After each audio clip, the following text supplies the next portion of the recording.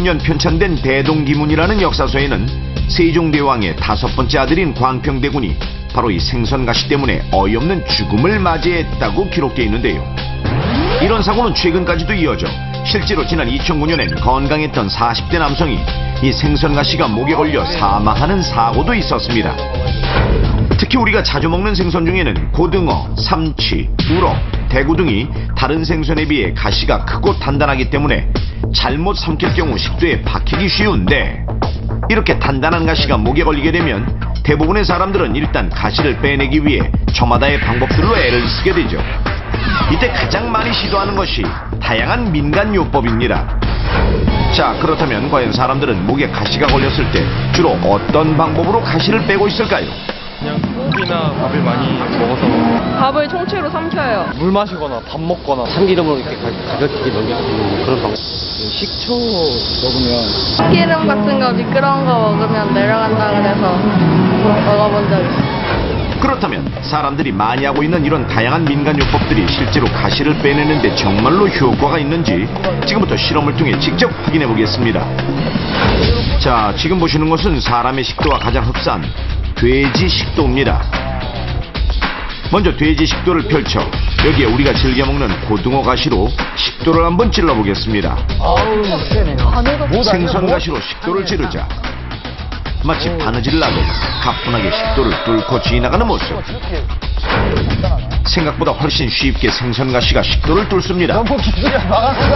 사람의 식도 역시 두께가 2에서 3mm에 불과해 지금 보신 것처럼 생선 가시와 같이 날카로운 것이 걸릴 경우 쉽게 상처가 나고 구멍이 생길 수 있는 것인데요.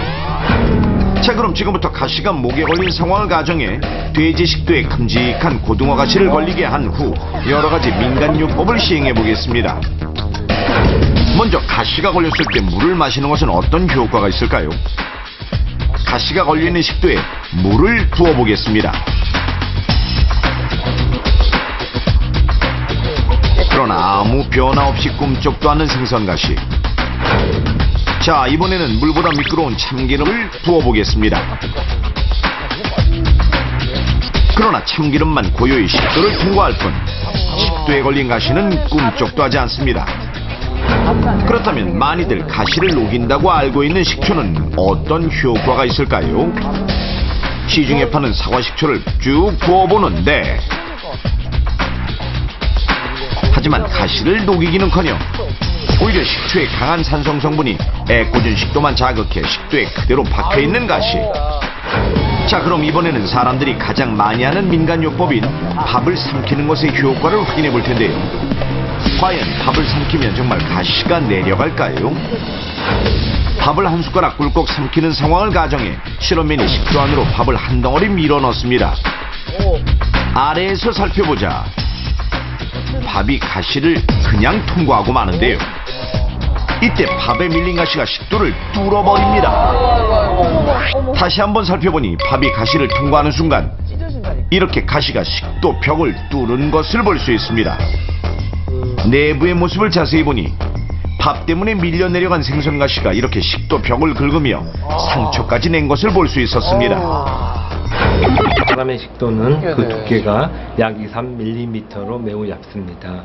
날카로운 생선 가시는 식도에 쉽게 상처를 내는데 식도벽에 구멍이 나는 것을 식도천공이라고 하며 방치할 경우 종족동염을 유발하고 사망에 이를 수 있습니다.